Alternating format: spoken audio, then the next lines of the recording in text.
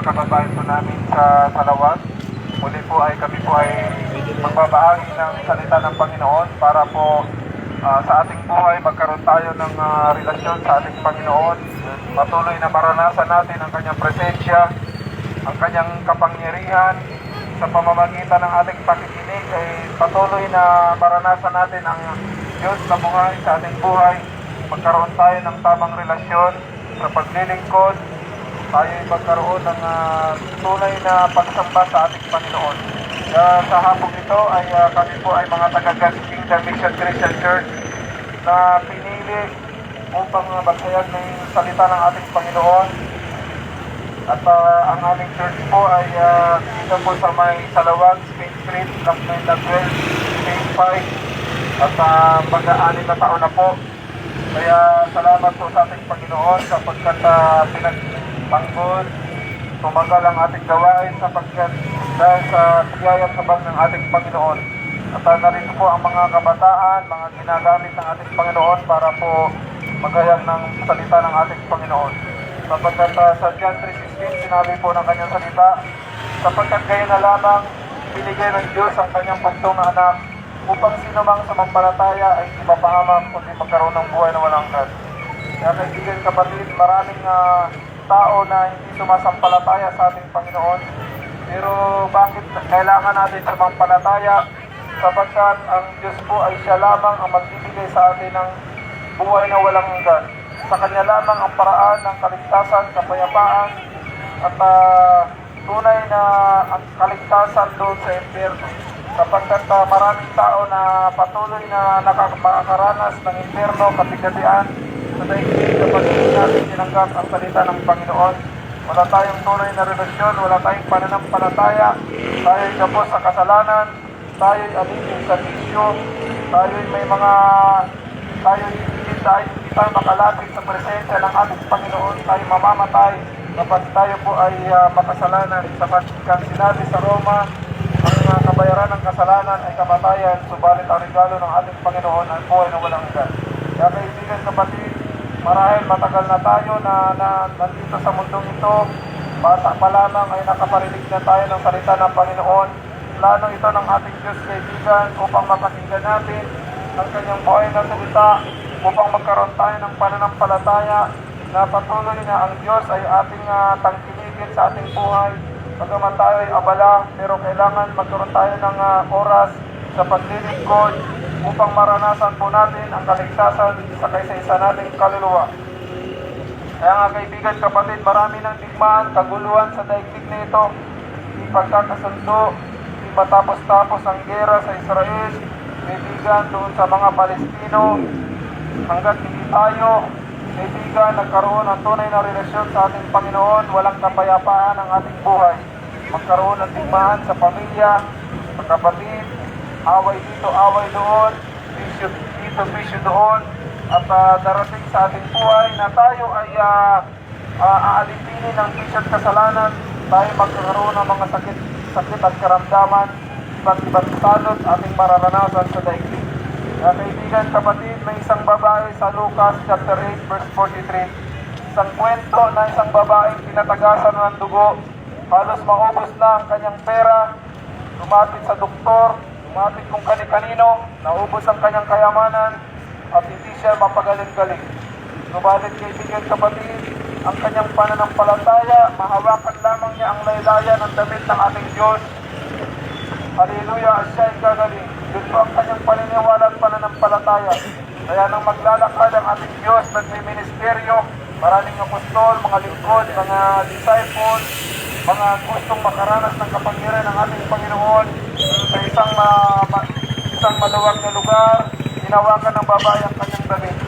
Kaya nagtanong ang ating Diyos, bakit sino ang humawak sa aking damit? Kaibigan kapatid, dahil sana ng babae tago ay hindi ang kanyang ginawa, subalit nalaman niya na hindi pala maliliit. Kaya inamin ng babae, Panginoon, ako ang humawak ng damit. Kaya kaibigan kapatid, sabi ng ating Diyos na buhay, gumaling ka batay sa iyong pananampalataya. Kaibigan kapatid, baka tayo marami ng pagkakataon na tayo bigo, 5 taon, 10 taon, marami tayong nararanasan na kapigatian sa daigdig. hindi makalaya sa problema at itong babaeng ito naubos lang kanyang pera. Huwag kang gumawa ng paraan, kaibigan, kapatid. Huwag mong ilagay sa kaymay mo, sa lakas mo, ang tagumpay, kaibigan, sapagkat ang tagumpay ay nagmumula lamang sa ating Diyos na buhay, ang kaligtasan. Wala sa paraan natin sa daigdig na ito, kayamanan, kapangyarihan, digmaan, hindi tayo magtatagumpay dyan, kaibigan, kapatid, sa lakas at kapangyarihan. Kaya kaibigan, kapatid, haleluya, gumaling ang babae batay sa kanyang pananampalataya. Hindi na natin kailangan gumawa pa sa daigdig na ito. Buhos ang ating lakas para makanta natin ang kapayapaan at kaligtasan. Kung ikaw ay mayaman ka, marami kang pera, kaibigan, kapatid, at dumating ang problema, pagsubok, nagkaroon ka ng problema, anxiety, depresyon sa iyong buhay, kaibigan, huwag nating asahan ang ating pera at kayamanan, kundi sa Diyos mismo tayo umasa, sapagkat ang Diyos, ang siyang may lalang ng langit at lupa, Diyos na makapangyarihan, Diyos na kayang alisin ka sa tissue kasalanan, Diyos na magbibigay sa atin ng kapayapaan. Kaya sa oras na ito, kaibigan, hindi namin tinataas ang aming reliyon, hindi namin tinataas ang aming mga pastor, kaibigan, sapagkat ang Diyos mismo ang kayang magbigay sa atin ng kaligtasan at kapayapaan. Kaya kaibigan, kapatid, haleluya, sa oras na ito may plano ang Diyos sa ating buhay. Maraming paraan ang ginagawa natin para tayo maging matatag sa daigdig na ito. Abala tayo sa problema, sa mga pagsubok, sa mga alalahanin. Abala tayo magtrabaho, kung paano natin pakainin ang ating pamilya, paano tayo makatulong sa pamilya. Kaibigan, kapatid, wala nang ibang paraan, kundi kaibigan, ang paraan ng babae. Mahawakan lamang niya, kaibigan, ang laylayan ng damit ng ating Diyos na buhay, kaibigan. Sabi niya sa kanyang sarili, siya ay gagaling. Kaibigan, ano ang paraan mo sa oras na ito para makantan mo ang kapayapaan ng pamilya mo? Ano ang paraan mo para magkaroon ka ng tagumpay sa daigdig na ito, kaibigan, kapatid? Kung kinakailangan, kaibigan, mangaral ka ng salita ng Panginoon para sa kaligtasan ng pamilya mo, para sa kaligtasan ng mga pamangkin mo, ng kamag-anak mo, para alisin ng Diyos ang mga tisyong kasalanan, para hindi nila maranasan ang kamatayan, kaibigan, kapatid. Kung kinakailangan, mangaral tayo ng salita ng Panginoon, kung ang paraan, kaibigan, ano ay paghandog ng buhay sa ating Diyos, upang maranasan natin ang kapayapaan at kaligtasan, kaibigan, kailangan natin gawin. Sapagkat walang paraan sa daigdig na ito para tayo magtagumpay, kaibigan, kapatid. Haleluya, wala tayong magagawa kapag tayo walay sa ating Panginoon. Sigurado, kaibigan, kapatid, mababaon tayo sa utang, makakaranas tayo ng kamatayan, makakaranas tayo ng kapigatian kapag tayo hindi lumapit sa ating Panginoon. Baka matagal ng panahon, matigas ang ulo ng anak mo. Matagal ng panahon, nasakit sa ulo, kaibigan, ang trabaho mo, hindi ka kumikita. Nagtatrabaho pero nangungutang uli.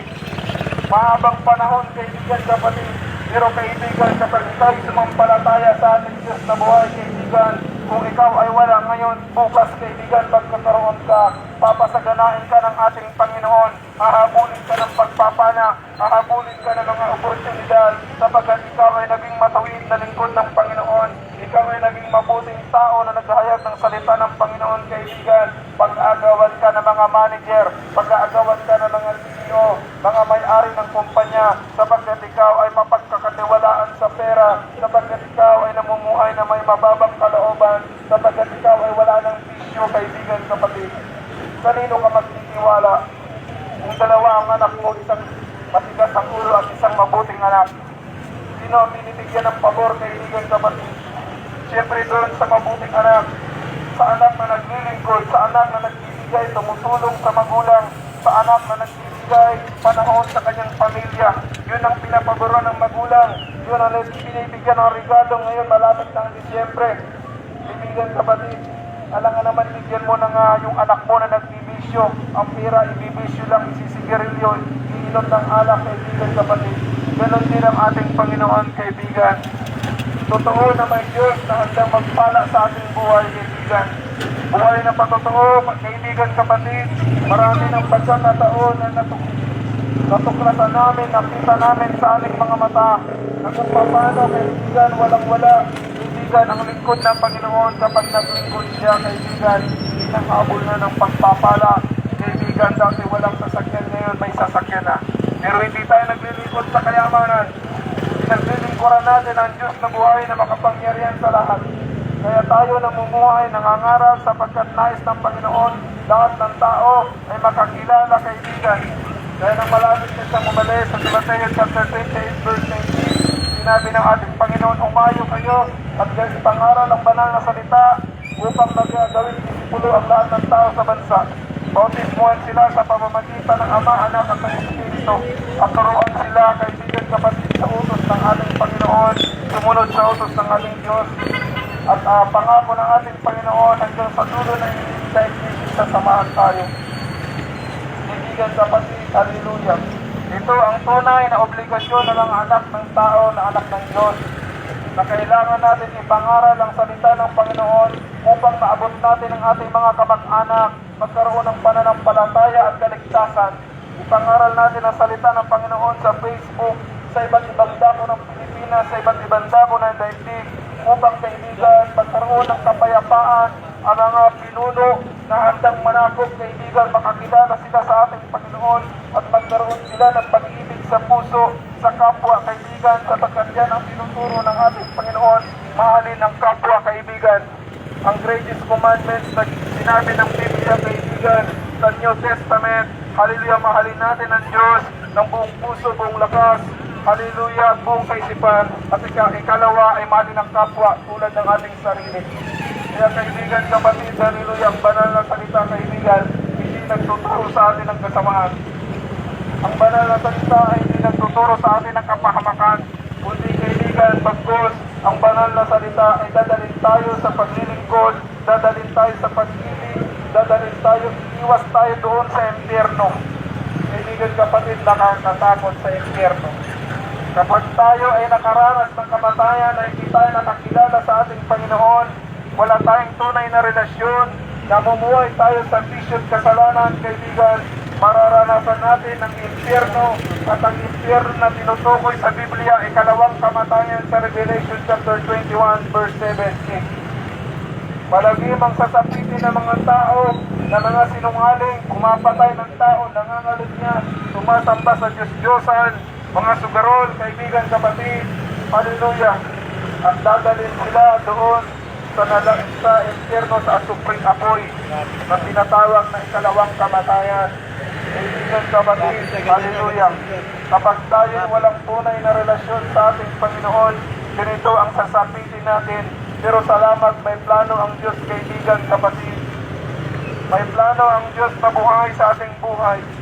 Diyos mismo, kaibigan, ang kumakatok sa ating puso. Ang makapagliligtas sa iyo at sa akin ay ang salita ng ating Panginoon na Diyos na makapangyarihan sa lahat, na siya ang may hawak, may kontrol lahat ng bagay. Alam niya ano ang kailangan mo. Alam niya kung kailan tayo mamamatay. Alam niya, kaibigan, kung kailan siya mabubuhay nang siya mamatay at ipako sa cross. Alam niya na ipagkakalulong siya ni Pedro.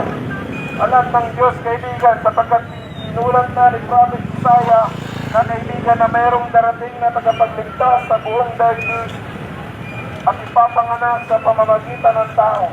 Kaya, kaibigan, kapatid, hallelujah, alam ng Diyos lahat ng bagay. Alam ng Diyos sa oras na ito na mayroong kang kahilingan. Kung ikaw ay malayo, kaibigan, kapatid, kung ikaw ay nakikinig sa oras na ito, kaibigan, alam ng Diyos kung ano ang nilalaman ng puso natin. Kung bakit tayo, kaibigan, nakikinig sa oras na ito, may plano ang Diyos sa iyo. Maglingkod tayo, kaibigan, sa ating Diyos na buhay. Kaibigan, kapatid, kung ano ang kahilingan mo, ang panalangin mo, kaibigan, sa kapayapaan, kaligtasan, makakanta natin ito sa pamamagitan sa kapangyarihan ng ating Panginoon. At wala nang iba, kaibigan, maliban kung tayo sa sampalataya sa ating Panginoong Jesucristo. Kaya, kaibigan, kapatid, ang babaeng ito nakaranas ng himala, kapangyarihan sa pamamagitan ng kanyang pananampalataya. Ang kaligtasan ay makakanta natin sa pamamagitan ng pananampalataya, hindi sa pag-anib ng iglesia, hindi sa panibagong relihiyon, hindi sa mga magagandang sekta at grupo. Ang pananampalataya ay siyang makapagliligtas sa atin at hindi tao ang magliligtas sa atin. Mismo ang Diyos na buhay na makapangyarihan sa lahat. Kaya kaibigan kapatid, kung ikaw ay nasa dilim, ikaw ay namumuhay sa kadiliman sa daigdig, sinasampa natin ng Diyos ang demonyo. Kaibigan, gumagawa ng karumal-dumal na kasalanan, nang bababae ka, may asawa ka na, nang lalaki ka pa, nang bababae ka pa. Kaibigan kapatid, ngayon na ang pagkakataon para hanapin natin ang katotohanan at ang kaligtasan sa ating Panginoon. Kaibigan, ang Diyos po ay maawain at mahabagin. Kung bakit siya namatay sa krus ng Kalbaryo, sapagkat mahal niya ang bawat tao na nilalang niya. Nilalang niya pa tayo sapagkat ayos ng Diyos. Hallelujah, na tayo ay mayroong magandang plano ng Diyos sa ating buhay. Kaligtasan, kapayapaan, buhay na sagana. Kaibigan kapatid, yan ang plano ng ating Panginoon. Kung ang magulang mo mismo ay walang plano sa iyo, ayaw kang dalhin sa paglilingkod, ayaw kang dalhin sa street preaching, ayaw kang dalhin sa magsuporta sa pastor, kaibigan, pwede mo nang sawayin ang magulang mo. Kung ang ate mo pinipigilan ka, kung ang trabaho mo, kaibigan kapatid, pwede mo nang bitawan ang trabaho mo. Kung ang trabaho mo ang dahilan para mapunta ka sa impyerno, pwede ka nang mag-resign. Nauubos ang oras natin sa trabaho. Sino nagbigay ng trabaho sa atin? Ang Diyos. Sino nagbigay sa atin ng pamilya? Ang Diyos. Pero kung ito mga bagay na ito nagpagpipigil sa atin para sa kaligtasan, kaibigan, kung ang pera ang dahilan para tayo mapunta sa impyerno, kaibigan, ipamigay mo ang pera mo. Kaya kaibigan sa Marcos, kaibigan, may isang binata, kaibigan na nagtanong sa ating Diyos. Sabi niya, paano ko makakamtan ang kayamanan mula sa langit, ang kaligtasan? How can I inherit eternal life? Sabi ng ating Panginoon, kaibigan kapatid, gumawa ka ng mabuti. Huwag kang gumawa ng masama. Sinabi ng kabataan, ginawa ko na po yan, hindi ako pumapatay. Isang mayamang kabataan, hindi ako gumagawa ng karumal-dumal mula nung bata pa. Pero sabi ng ating Diyos na buhay, sell your property. Ibenta mo ang property mo, kaibigan, at ipamigay sa mga mahirap. Kaibigan, dahil sa pera, tumalikod ang isang kabataan na sumunod sa ating Panginoon. Kaibigan kapatid, maraming nagsisilaw sa pera. Araw at gabi nagtatrabaho. Yung iba gumagawa ng masama, nangahablot ng cellphone. Ninanakawan, matilingkod ng Panginoon, ninanakawan. Kaibigan kapatid, magsisi ka na. Baka iniisip mo yan, may mga cellphone mamaya, hahablutan namin yan. Kaibigan kapatid, mga masasamang tao, may oras tayo sa ating Panginoon at uhukuman tayo ng ating Panginoon sa tatakdang panahon. Kaya maraming mga masasamang tao, binubugbog, pinapatay, napupunta sa impyerno, sa kulungan, dahil sa bisyo at kasalanan. Sa huli ang pagsisisi, pag nabasag na ang bungong, pag napilaya na, pag nabugbog na, pag nasaksak na, nagsisisi. Kaya kaibigan, magsisi ka na. Magsisi na tayo kung mayroon tayong masamang loob, mayroon tayong masamang plano sa mga lingkod ng Panginoon, mga nangangaral. Kaibigan kapatid, sabagat hindi tao ang kaaway natin, Diyos mismo ang kaaway natin. Kaya niya magpaulan ng apoy sa harapan natin. Kaya niya magpaulan, kaibigan kapatid, ng bato. Kaya niyang pigilan ang mga unos at bagyo, kaibigan kapatid. Baka iniisip natin, wala namang Diyos, hindi ko nakikita. Kaya sabi ng Biblia, mapalad ang mga taong sumasampalataya sa Diyos. Kaibigan kapatid, hallelujah, na hindi pa nakikita. Kaya nga nang nabuhay sa ating Diyos na buhay, 3 araw, kaibigan, nagpakita siya sa mga apostol, wala si Thomas, si Apostol Thomas. Sabi ni Apostol Thomas, maniniwala lamang ako kapag nakita ko ang Diyos at mahawakan ko ang kanyang kamay. Kaibigan kapatid, baka mayroon pang Thomas sa panahong ito, hindi naniniwala sa ating Diyos. Kaya nagpakita muli ang ating Diyos na nabuhay siya ng 3 araw. Nakita niya Apostol Thomas at hinawakan niyang kamay ng ating Diyos. Totoo na ang Diyos, kaibigan, siya may kapangyarihan sa kamatayan at buhay. Kaya kaibigan, kanino tayo matatakot? Huwag tayong matakot sa kaibigan natin ng mga sindikato. Kakalas ka na sa mga droga, sa mga protektor, tapos papatayin. Huwag kang matakot kapatid. Di baling mamatay tayo sa paglilingkod ng ating Panginoon. Di baling namatay tayo na may takot at pananampalataya. At least ligtas tayo. Ligtas ang ating kaluluwa. Kaysa naman mamatay tayo na may bisyo at may kasalanan, mapupunta tayo sa impyerno. Kaibigan kapatid, eternal death, kaibigan. buhay na walang hanggan doon sa impyerno. Kaya walang taong gusto pumunta sa impyerno. Kaya kaibigan, kapatid, wala nang bukas. Ngayon na ang pagkakataon ng pagbabagong buhay. Segundo lang kaya tayong pagpalain ng ating Panginoon. At segundo din pwede tayong bawian ng buhay. Kaibigan, kapatid, labing dalawang taon, kaibigan ng babae na tinatagasan ng dugo at nahawakan niyang lalaya ng ating Diyos na buhay ang damit. Siya'y gumaling, 12 taon niyang kinihin. Segundo lang, lumabas ang kapangyarihan ng ating Panginoon. Kapatid, bunga ng pananampalataya mo sa oras na ito, bunga ng paghanga mo sa ating Panginoon. Segundo lang, kaibigan, patatawarin ka ng ating Panginoon, ililigtas ka ng ating Panginoon. Kaibigan, sa isang mata lang, mararanasan mo ang kapayapaan at kaligtasan ng ating Panginoon. At huwag kang matakot, kaibigan, sa mga sindikato, huwag kang matakot sa masasamang loob.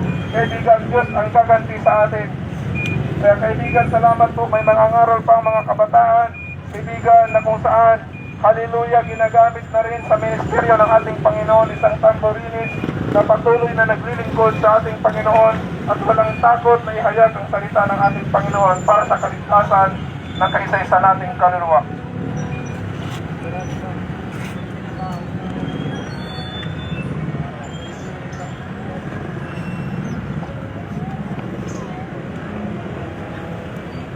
Sa